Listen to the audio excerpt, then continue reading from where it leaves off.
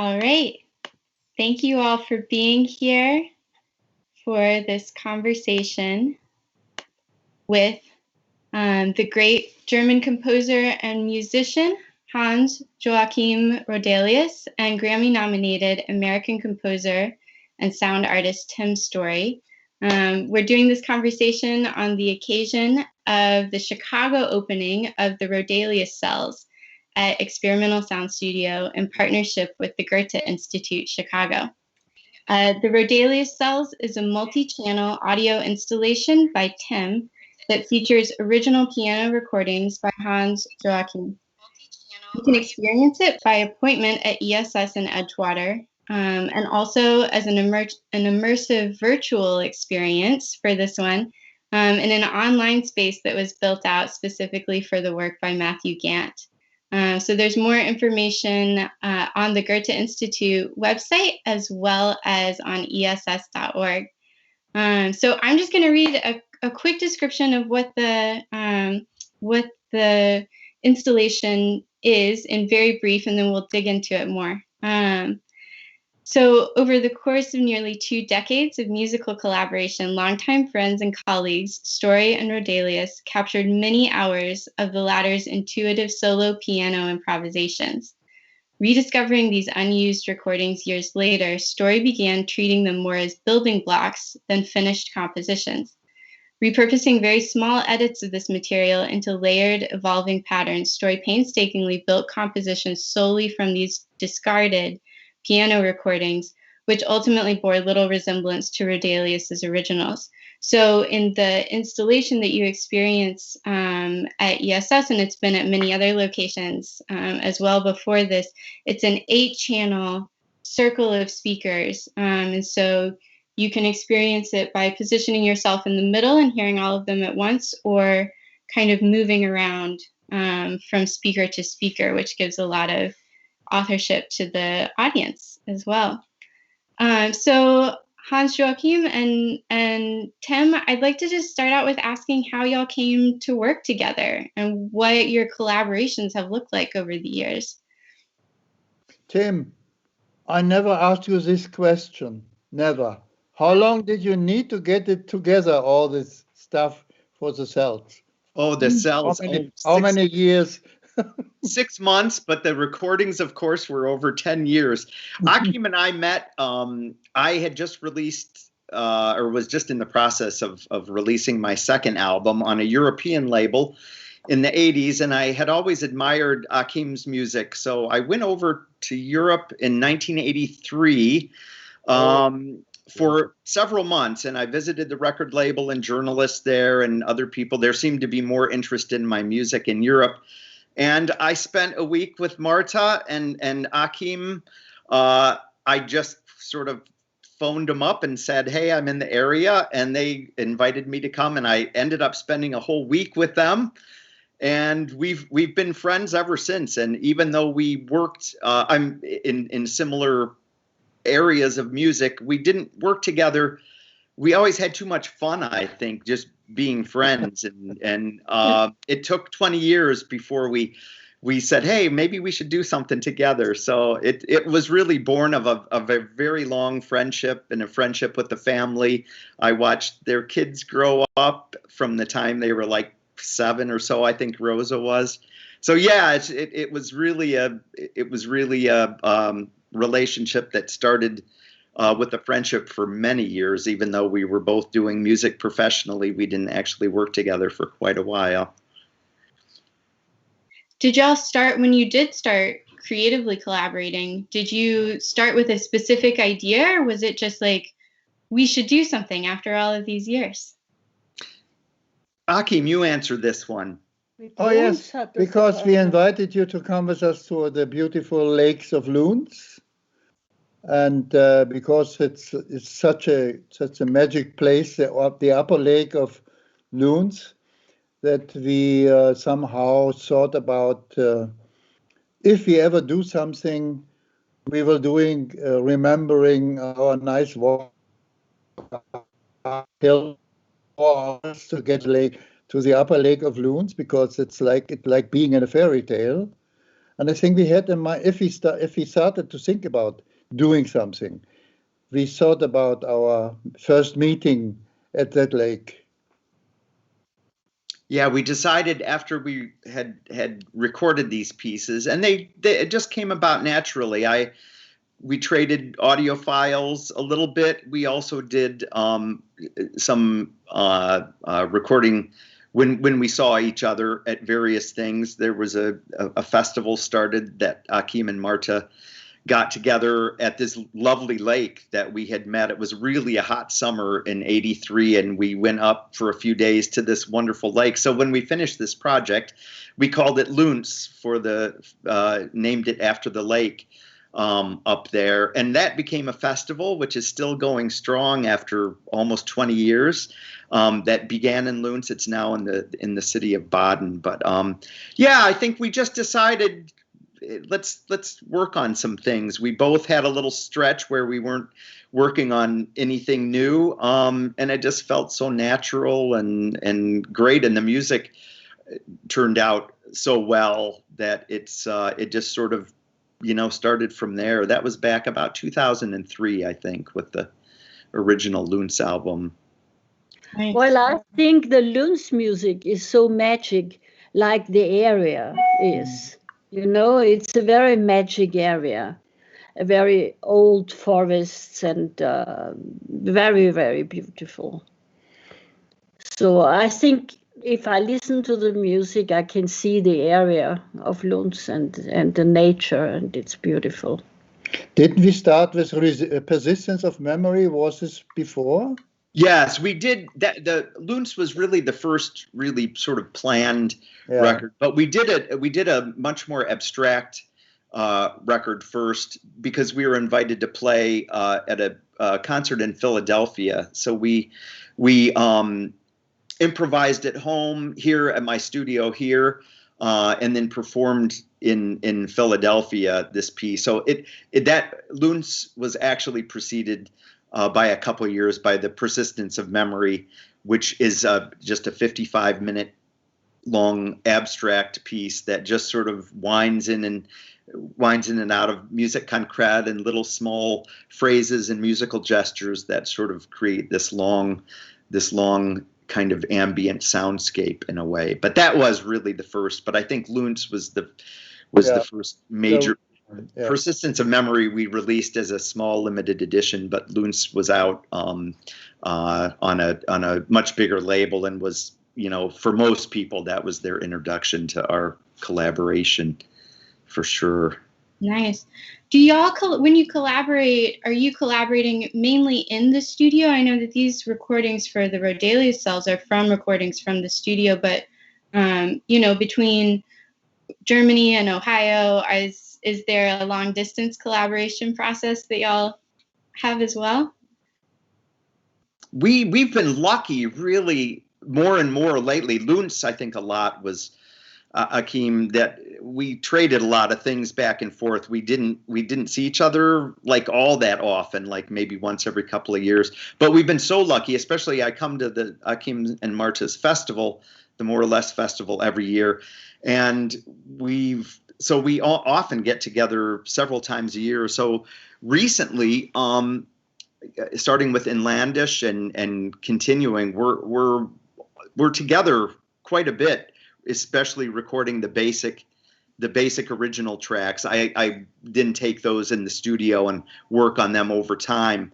But yeah, we've been lucky to spend really a lot of time with each other, including recordings in the past 6-7 years.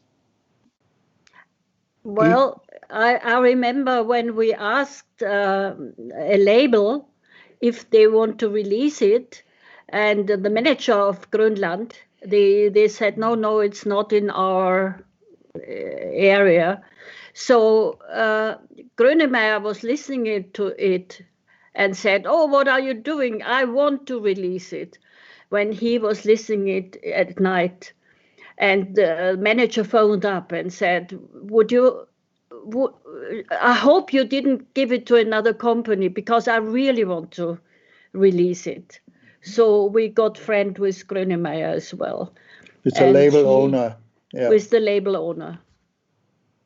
And he liked it really by his heart, not just for managing or something. He just liked it, the music.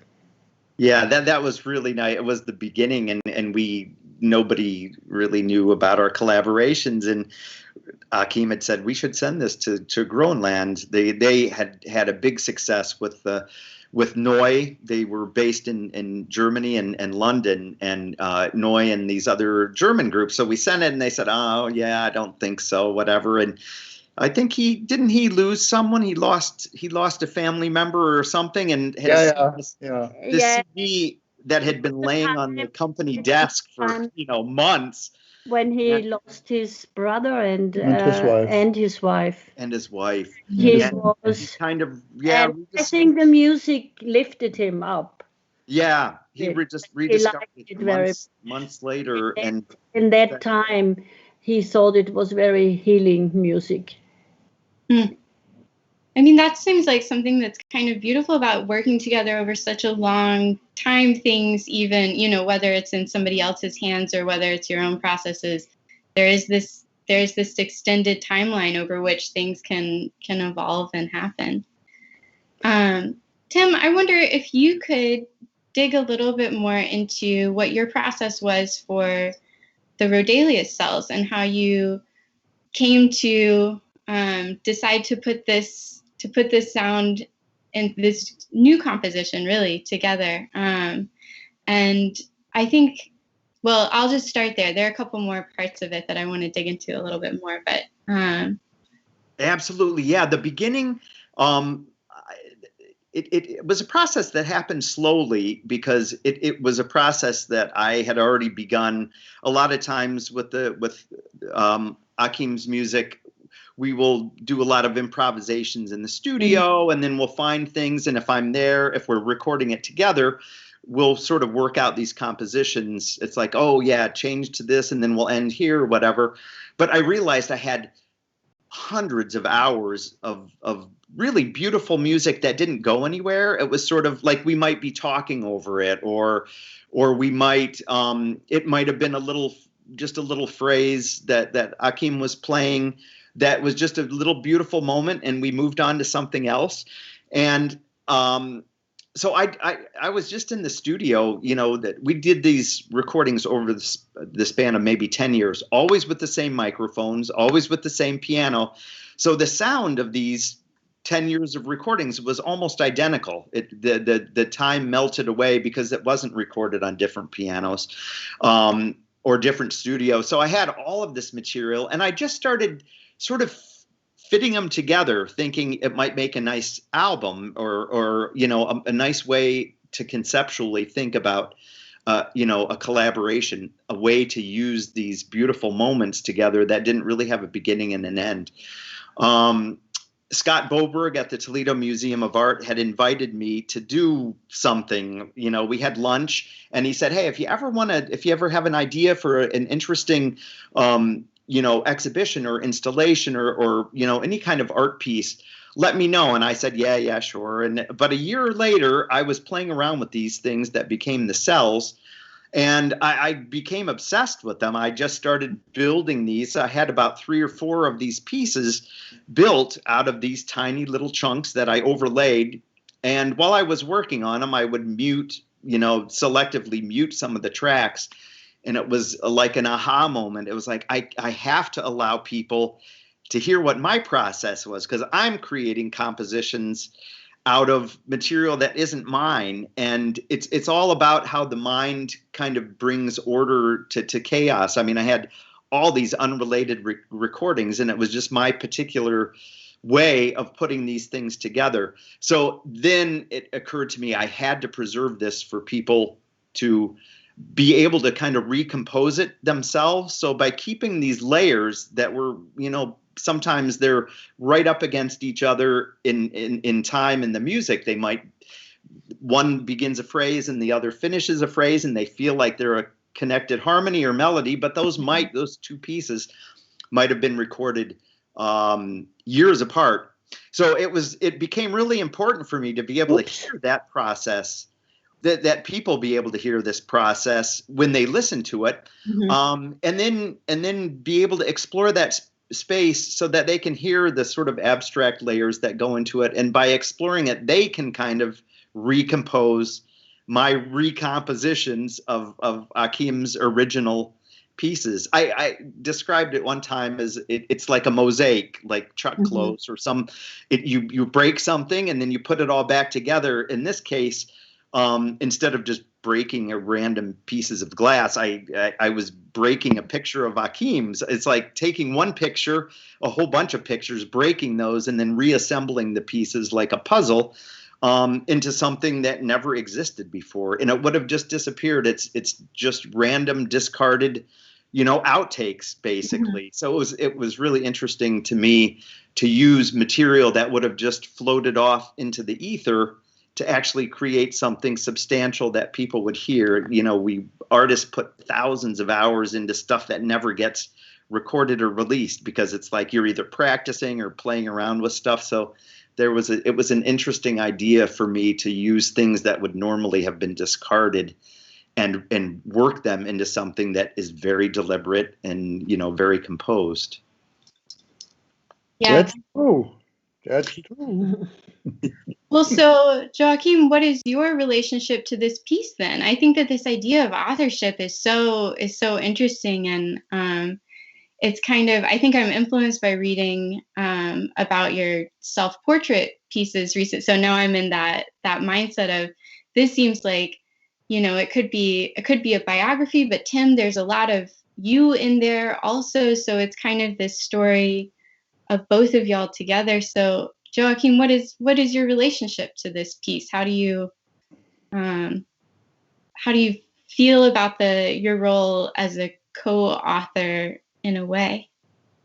Tim is dearest friend, and what he did with the cells is still somehow very. I'm very glad that it worked out this way, because I never thought that somebody would be able to do something. I think like it's something you never have heard before. Nobody has done this before. It's an adventure, and I think you both have the possibility to let things happen and then do something with it. But Tim is very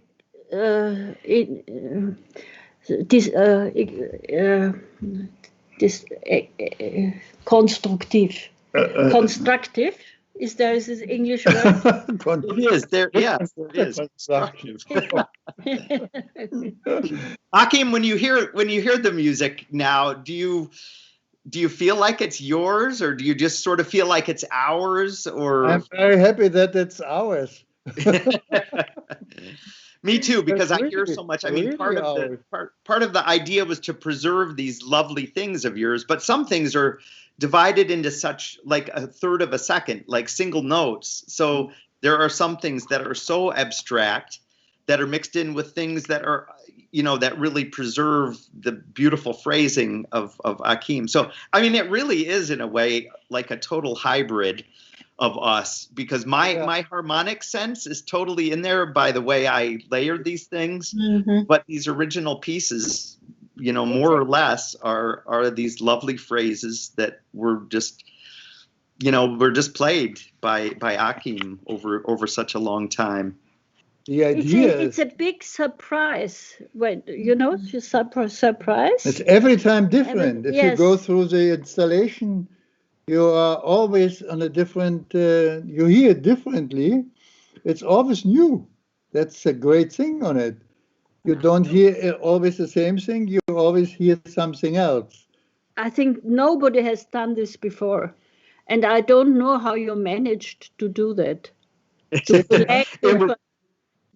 It took from January till about June, and it was only when I was done with about four of these pieces. I mean, the whole cycle is an hour, but they are literally made up of thousands of bits of audio.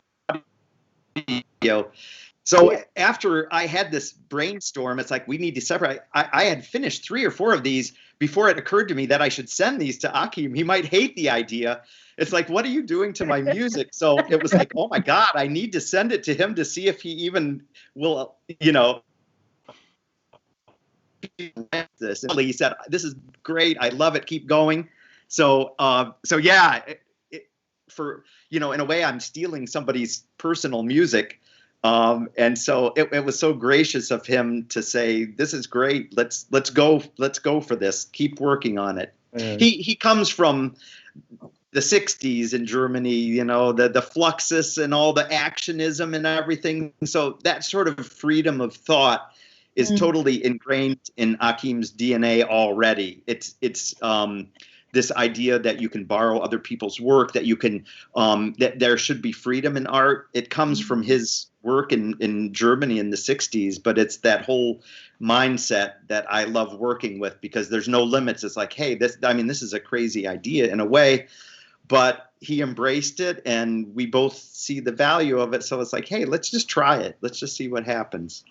It does seem like such a transparent or like interesting way to look at this idea of someone like Joachim. You've been working for so long very collaboratively, and I know you've had a big impact on a lot of different parts of the scene, and this sort of lays that type of relationship bare, where Tim, you're using stuff that Joachim has made, but redoing it in your own way. And that's something that happens in the creative world all the time. We're always using bits of the past and bringing them forward into the future. And this is just very transparent about that process, which I think is really beautiful. I want to lead this in. We're getting a lot of questions I have more questions, but I'm not going to be selfish because we're getting some questions from the audience too right now. Yeah. And one of them is for Joachim. Can you talk about your past collaborations? Me? Yes, you. My past. It's as open as that. My first collaboration started with Konrad Schnitzler and Dieter Möbius in the late 60s. And it's followed by the collaboration with Michael Rother in Harmonia. And then step by step, other people came into the game. And it was always somehow conquering a new territory, musical territory, just pioneering and adventuring in the territory of unknown possibilities. And always, always very interesting, always very, cool. It was nice to do it because it was always, it was open to find out what's going to happen. We didn't know what's coming out. We just did it. So are you working on stuff? This is another question from the audience, but it feels like maybe it kind of leads in. You continue to be very active throughout you've never stopped really. So what are you working on now, or what are your next projects after COVID? Oh, what we are going to try to get out to the public is Tim's and my new album, Four Hands, which is, for me, it's a door to something which I will do in the future. I'm getting older. I'm already 86. And I think I have to, what I had to do, I did. There's no much territory to conquer. I just have to find somehow my testament, my musical testament. I think that will be very quiet, very, very minimal, playing just with the interferences of the piano. Like Drauf und Dran. And Drauf und Dran is still some music. But I think if there's a next album of mine, a solo album, it will be very, very minimal. But I think very interesting, because playing with possibilities of the piano that nobody really dares to do it, because it's not really. to learn about that. Interference music is a new music. I don't know how to describe it, but Jim knows. I could help describe it a little bit because he's I think more and more when he's recorded at my place, he finds very small figures, and the variations in playing do very very subtle. These interferences, very subtle harmonic. The changes notes and the parallel notes and the harmonics that rise out of the sound of the piano, and it's exploring these very small parts in a repetitive way, where each time something is played, there's a little different harmonic content to it. So it's this really interesting. I mean, it's beautiful. You have to listen to it differently than you listen to normal music, where you're sort of finding a melody or a harmony. There are these lovely little patterns that rise from an acoustic piano, and Achim more and more has been exploring those. I think that would be the best way to describe it in English. Don't you think, Achim? I mean, it's really, it's finding these lovely little acoustic events. He opens doors and leaves it open. He doesn't close it. And so the listener can do something with that and create within this music his own invention, I think. So I love that. Yeah. And that's, go ahead. So like the Lunds family, you know, it also grew. The friends every year of the festival, a new friend came, because Achim is never playing only with somebody because he liked the music, but it's always friendship. The ground is always friendship where it grows. So every year another friend came and played with you, huh? And the family, the Lunds family is now very big, about 12 people that come every year, like Christoph Müller, more or less family. Christoph Müller, the more or less family, Christopher Chaplin, Hauswolf, Mr. Hauswolf, and there are also ladies like Onnenbock, Kluster with Q. We just the family is growing. We are very fruitful. It's a very fruitful family, yes. Creating every year a new baby. I remember when you recorded, when we have been in your place, Tim, when we were on tour and were staying for 1 week, I think, in your house, and how you started with the forehands. And in the beginning, we thought, what is Achim doing there? Don't you remember? Yes. Yes. This is our next project, which is already almost finished, but it's a really, I think, beautiful. It's kind of minimal, but also quite full in a way. But it's pieces that Achim and I composed sequentially. Kind of. We worked on his part, and then I played my part on the same piano later. So they're piano duets, which were not created at the same time, but he worked on his part and I worked on my part. And this is sort of the next project. It's a little bit of an outgrowth of the Cells, because the Cells, to me, if you stand in the middle of these 8 speakers, it has the illusion of being a self-contained piano piece. Yeah, there's a lot of notes going by, but it still feels like it's possible that somebody played it or a few people played it. Mm-hmm. And it's only when you travel into these, near the individual speakers that you realize that what you're brain is putting all together. Our brains are constantly trying to make sense of things. A plane flies by and a baby cries and there's footsteps. And in a way, our mind is always sort of making this into a little miniature symphony.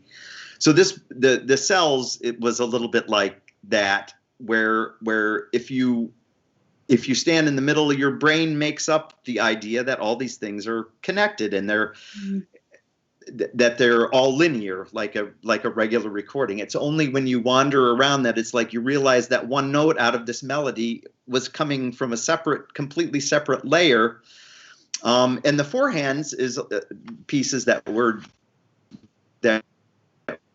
finishing now are a little bit like that, in that he and I worked on his parts of these at my place, and then I began composing internally, with being able to rehearse with his really delicate phrasing over a period of time, things that couldn't possibly have happened at the same time. So it really, these new pieces of ours is kind of an outgrowth, a natural outgrowth of the cells, that way of thinking, of putting together music in a unique way that appears to be conventional piano music, but it's really, it's really something different, something new. Well, I think the cells are very academic in a way, but the forehands are like two very light clouds melting in each other. Yeah, and it is a little more lyrical. Yeah. Yes, and that's the difference between cells and forehands, and it's very beautiful. I'm looking forward to this production. It's interesting to have. So, am I understanding that it can really only, the forehands will exist as a recording, and so could it even exist as a live performance in any way, or is it made for as a recording? I suppose it's possible, but it would mean both of us rehearsing. Yeah. I know Achim doesn't have. He never likes to rehearse very much. So. They say, "Oh, let's play this or that," and then they always play something new. I've heard it so often. Yes. They were planning a little bit, but it's very improbable. Something new. They make something new. But we have a standard program when we play live. Loons is always in the game. Oh, okay. The piece, the track Loons from the record from our first, we play this always, Tim, huh? Yes, yeah, we have. When the Loons record came out in 2003, made a nice impression in England especially, and we played at the ICA in London, a few at the Big Chill Festival and everything. So we learned learned a set, and we still know those. So we do have things that they're always there. We always play them a little different each time, but we do have a little bit of a repertoire that we can play. Not much, but a little. But it's like with harmonia, Michael Rother always wanted to play on and on the same, and until it is perfect. I mean, it's okay. It's okay because. It's also a way of presenting it to the public, and you can be sure that you present something. If you go on stage, you never know where it goes, and the public has to be open to go with you. Yeah, we're good for surprises. Go ahead, Achim. What were you going to say? We are good for surprises. Yes, we are. His whole career has been good for surprises. It's the very reason that he doesn't like to rehearse and spend his musical time revisiting old things, that has given him, I think, so much energy to always keep pushing forward, because he never got stuck in a style. He never got stuck in an album or a place that was like, the Cluster and Eno albums. He could have just sort of learned those, and they could have toured those for a few years or whatever, but they never, Moby was never interested in that. It was like, no, we made that music already. Why should we dedicate the next of our lives to doing that again? Let's keep going. So yeah, it's been something that has defined Achim's career, I think, forever. Mine too, in a way.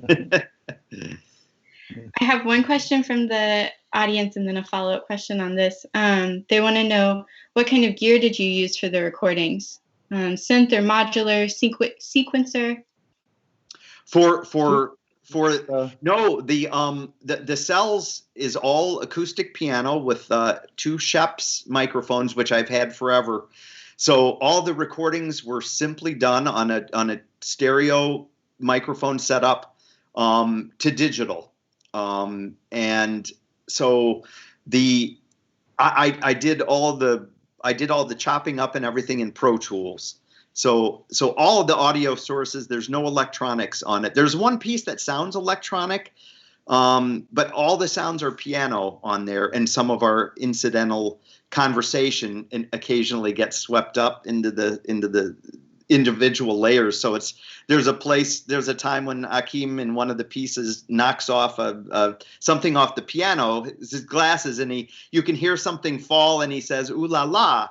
And it was during this time that I needed this note that was recorded while this happened. So at first I'm like, well, how can I get rid of these noises? And then after hearing them in the loop, it's like, no, it has to stay. It sort of embraces the idea that these were casual recordings. And I didn't want to hide that. I didn't want to hide by making it acoustically perfect. So really there's a lot of little moments where there's a part where he played a certain thing that I liked at the time. And I go, like that's a nice change, or that's a nice melodic move. But again, there was a piano part that I wanted to use right there. And so I left these little sounds in. So there's these funny things that repeat, that just don't apologize for the fact that these were, casual recordings, but made with really good equipment, which was the great thing, because when you're in the middle of that, in the installation, it sounds like you're in this big, beautiful, giant piano. It's recorded very clearly. And since it's always the same piano, the same microphones, you don't have, you feel like it's all of the same instrument, which it is, instead of, if we recorded one in one hall on a different piano, there would be this idea. You could hear very clearly that these were different sources, but it all comes together in this big integrated way because it was always the same piano that we used over the course of many years. So with Pro Tools and stereo recordings, that was pretty much in 6 months. I know the exact moment you're talking about with the glasses, and it's interesting thinking about what y'all were talking about with this element of surprise. There are a couple moments like that throughout that surprised me every time, and I was trying to stay around the corner while people were inside the installation yesterday to give them space and time. And every time there were certain things that happened that would make me peek around and be like, did somebody knock something over, or what's going on? And so it brings a very human element to all of it, which then makes me think of, I wonder if y'all could talk a little bit more about your relationship to audiences, because it also felt, even in the moments when no one was in the gallery, it felt like people were in the gallery. But then I know that a big part of the Cells is inviting the audience to take part in that authorship. And it sounds like from hearing y'all talk that may be at play in your other collaborations or your other work as well, with this idea that Marta said of leaving the door open for people. So that's a little bit of an open question, but I wonder, what's your relationship with audiences as you're making work, or the idea of audiences? We create our audio audience with what we are doing. They just if they get to listen to what we are doing, I think they learn how to love us. Like in the Rainer Museum, when you had the installation at the festival, when we have done the festival in Baden, the people were walking around as if they would dance. It was such a harmonic moving. The music makes it, and the music made them move like they would dance. and hypnotized. That was a great moment for me Mm-hmm. In a Rainer Museum in Baden. Yes, it's one thing, to hear the stereo recordings, but when it is live, I didn't make these things to be a novelty. I mean, it wasn't like, oh, let's have this big immersive 8-channel thing. The whole idea of it was because I loved the music of it.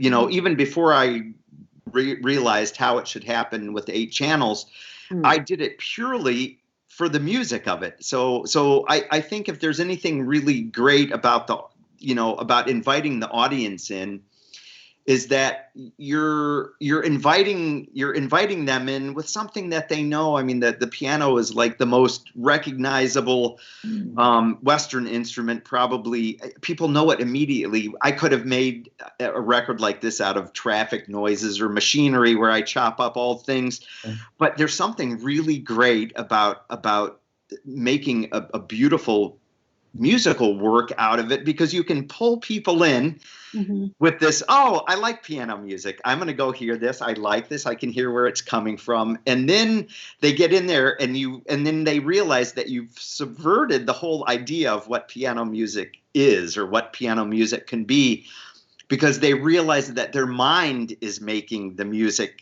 really, by putting all these parts together in their brain. That their brain is creating this image of piano music. So I love that. I mean, that we've always respected our audiences, but hugely. I think Achim and I both, we don't pander, like we don't try to make it more exciting or more novelty or anything. We just present something hopefully that's really open, like Marta said, that's open, and it either resonates with you, and we're surely aware that it doesn't resonate with everyone, but seeing people dance in that and feeling that there's some that are incredibly rhythmic, and to me they're like a Steve Reich piece or something, where you have all these incredible layers, and it's really like energizing, and some are more kind of laid back, where you have these just little pointillistic details going along. But I'm always, there was one moment at the Toledo Museum of Art, the premiere, the guard, the security guard who had been there while we set up the whole thing, and he's just sort of sitting there, he asked me, so what's going on in there after we were done setting it up? I said, well, have a listen. And I explained a little bit to him what it was, and he was like, yeah, okay, thanks for telling me. And I went for lunch, and I came back, and he came out with big eyes, beaming, and he was like, I get it. It's like, that's so cool. I walked around it, and to me, that's the greatest thing of all, is when people that are, the idea of this came very organically. So it only works if the thing itself works. It doesn't work just because I sit here and we talk, and Achim and I talk about a concept and everything.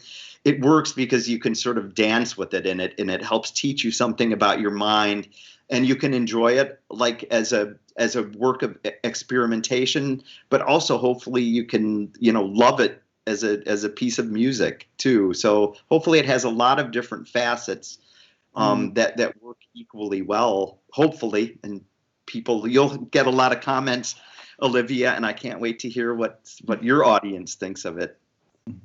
Yeah, it's I love that it can be first, a quick question, is it finished, or is it something that continues to evolve? It absolutely can keep growing. I still have thousands of hours of recordings. It started as and then at each of our big exhibitions, I've added a piece. So I added a piece for the Toledo Museum of Art premiere. I added a piece for Big Ears. So it's up to 10, and it absolutely will keep growing, because really there's no to it where it begins for you, and there's a whole cycle. So it could be many more pieces, and it absolutely will keep growing. So it's up to 10. Oh, Tim, you skipped a little bit for us. You're frozen. Oh, sorry. Now you're back. Now you're back. Okay. Okay.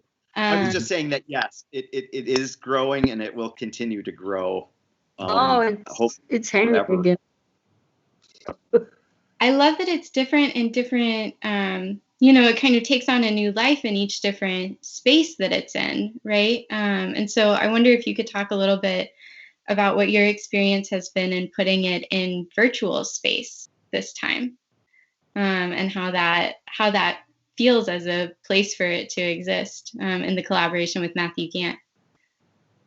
Yeah, that's been a lot of fun, because there's never been a way, except in the exhibition itself, there's never been a way to experience anything like what it is in a stereo version. It's like standing in the middle and not budging for the whole cycle. But Matthew was able to create something virtually where you really do get the illusion of moving closer to the sound sources, so you can once again experience it, and it's never the same. One of the things about having it be the same piano, and it was close mic'd, so there's very little of my studio room in the recordings. So one of the beautiful things about it is what you said. It takes on the acoustics of each different space it's in. So when it's in your space, or whether it's at Big Ears or a museum gallery or something, it really inhabits the acoustic space of the space that it's in.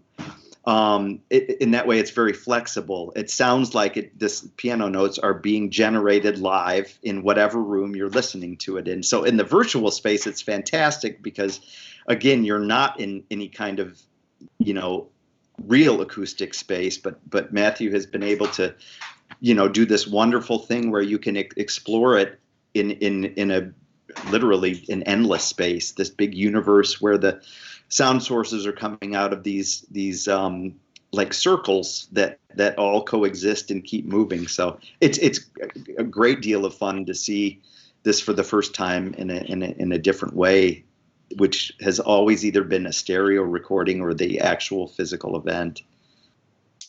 Are either of y'all interested at all in, we've all kind of been launched very quickly into this virtual world where we're doing an artist talk on Skype right now. Are y'all interested in this space as a place to play, since we've all been in lockdown, or maybe before that? Or is it, do you find yourself feeling even more dedicated to maybe the ways that people have been putting things out before? Yeah, Achim, do you want to perform like in these kind of spaces that we've had to be in the last year, like collaborations through electronic connections and Zoom, etc.? I think Zoom is just to talk about something, but to make music, Zooming is shit. It doesn't sound at all. No, it's nice that we have the possibility to talk to each other like this now, and we can explain to people what we are thinking about, what we are doing. The door is open to every live event, but not Zooming. Not on Zoom. Yes. Well, I think one of the really exciting things for Ak and I mean, we're not always able to be together, and we don't do a ton of live performances. He does more than I do. But it's been especially obvious this past year that this is the closest I get to, in most cases, to a live event, because people are experiencing it by moving in a space, a physical space. They have to be at a certain place, and they're allowed to like absorb it the way that they want. So, I mean, in this, it's just incredibly exciting how well this fits in with what you're doing at the ESS, because these are some of the few events that can really happen in a live place right now. You can't have 100 people get together for a live concert, but you can have an event over 7 weeks where small groups of people get to experience this stuff almost like a live show. So it's incredibly exciting for me that Achim and I can sort of have this living music that's being generated almost live, and people get to experience it in unique ways, by the position and movement they are in this physical space. So it's cool. It makes you think about time a little bit different, right? You know, that these are things that are one piece, but that is over, you know, many years, all the different pieces, and it becomes nonlinear in that way. And so then, you know, the experience and the recomposition of the piece happening in little snippets live as well becomes a little bit nonlinear as well, which is, it's beautiful.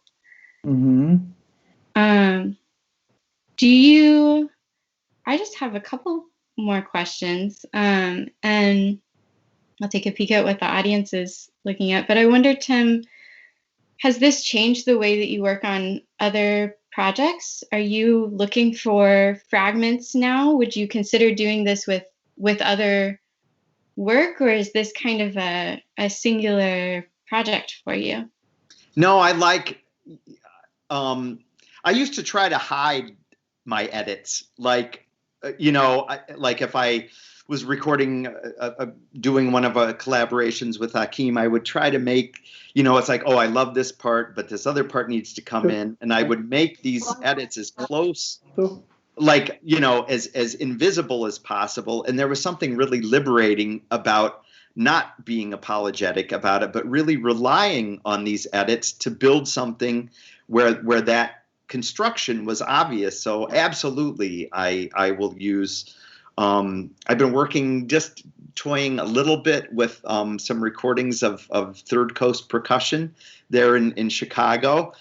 Just some tests, because I think percussion especially is great for this, because like strings, it's hard to chop up strings without it sounding completely artificial, but percussion sounds have a very fast attack and generally a fast decay. So I absolutely will do, you know, this sort of has freed my mind to consider this like a really interesting and valid way to think about music. So for sure. Amazing. Do y'all have anything else you want to share with people about the Roedelius cells, or what's inspiring you right now or today, or what's coming up? I'd like to ask you, What? I'd like to ask you what you thought of it when I sent you the first, like three or four of these pieces that were in progress. What did you think of them? I mean, when you first heard them, you knew it was you. I mean, you would recognize the phrases, but what did you think of the pieces? I don't know anymore what they thought about it. I liked it. That's all. No thoughts, because music has its own effect in the brain, in the body, and the soul. So the music just worked. The sound is the most important, not what we are talking about. Sound itself does it. Right. Well, I appreciated so much that you were open to that part of it, and just let it, instead of like, I'm not sure if I like how you grabbed this little part here or whatever. It was, you just opened up your head and just decided to, just allow yourself to experience it and see if you liked it, just purely as music, without thinking about what the building blocks were. The building blocks. The cells. So it's nice that the cells are open 1.5 months, huh? Yes. Good. Yes, they'll be open through the end of January. People can go to ess.org and email us to set up an appointment. We're very flexible. And thank you so much, Tim and Joachim and the Goethe Institute Chicago, for bringing this to us. And we look forward to more conversations and sharing in the future. Thank you very much for inviting us to do it. Yes, and thanks to you and the Goethe for all of the hard work with this. I mean, it's been a great process, and it's just exciting. This will be the longest run in a single place that we've ever had it, and to me, that's very, very special because it allows it to be heard the way it should, which I think is, a longer period of time with smaller groups of people, so they really can internalize it rather than having 20 people crammed in this little circle, all sort of coexisting. There's something, really exciting about this. So thanks to you and everybody at the ESS and the Goethe Ermi especially, who's been so helpful with this. So very excited. Poetry auch mal machen können. Ciao, Olivia. Ciao. Thank you very much. Bye, everybody. Bye. Thank you. Thanks, Olivia. Timmy, see each other tomorrow, huh? All right.